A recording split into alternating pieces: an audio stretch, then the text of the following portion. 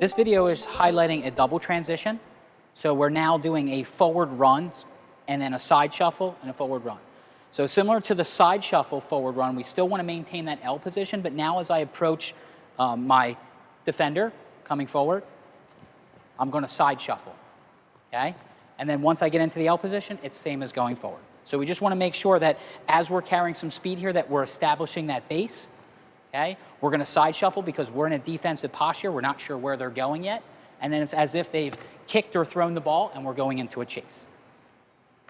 Should we pick up that cone?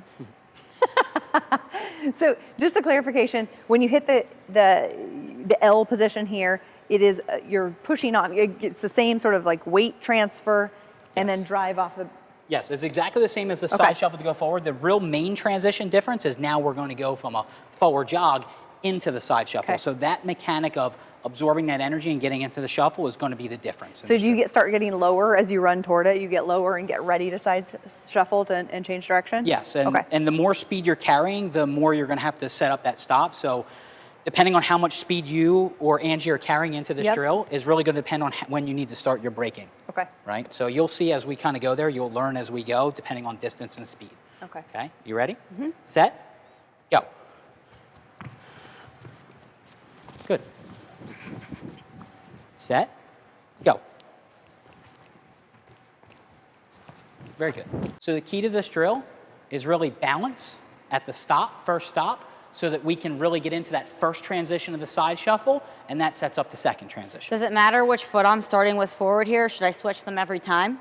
It doesn't matter which foot. For practice sake, I would say you can get used to switching them each time, but that has no bearing on how you're going to stop, because we're going to stop in a balanced position to get into that lateral side shuffle before moving into the forward. I like the idea of switching it up, though, because I know that I always go to left foot front. We do dominate with one for the other, so switching is going to give you a good variation on this one. Okay. Set, go. Good. Good defensive stop in that position. Remember not to overcommit or get too wide on the base. Okay. Set, go. Excellent. Good foot position. The progression to this drill is that we would move this cone back, so we'd be carrying more speed into that stop, so that stop's going to become even more important. Because it's so short, we're not carrying a ton of speed, so as we're stopping there, we're both doing a good job of dropping our hips, but the progression, remember, is as we add distance, it adds intensity. The intensity of carrying more speed may change your mechanics, so let's really make sure that we're understanding the first transition before we get into the second one. So in the program, now is when we're going to show you a few reps of the change of direction. So it will be a forward run with a left side shuffle before going forward. Set, go. Set, go. The progression for the double transition now is the drop, step, and return.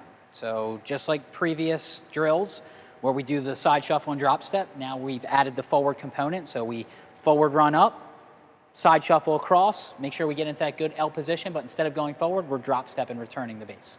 Okay? Okay. Okay, Angie, you can go first. Set, go. Excellent, good. Set, go. Very good, much better. Good patience on that one, Jen. It was only because I couldn't remember what to do. Set, go. Good. One more. Set, go.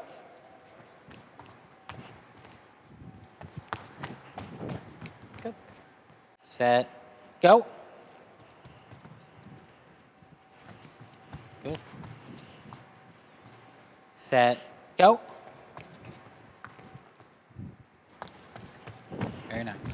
So I just had a conversation with Tim off camera about what exactly a drop step is. And I was thinking a drop step was the act of dropping that foot back. But he says, and this is a really good clarification for you guys too, is that it's a drop step position. This L position is a drop step position if you shift your weight to your back foot. Even that shift of weight, that can be considered a drop step. So then you can still cross over with your front foot and from that drop step position. So when you hear him say from drop step, or like this is a drop step drill, it's that getting into that L position and shifting your weight, and that's all it really needs to entail. So it might be that you have, especially if you're facing forward, getting into a drop step position will entail a foot position change.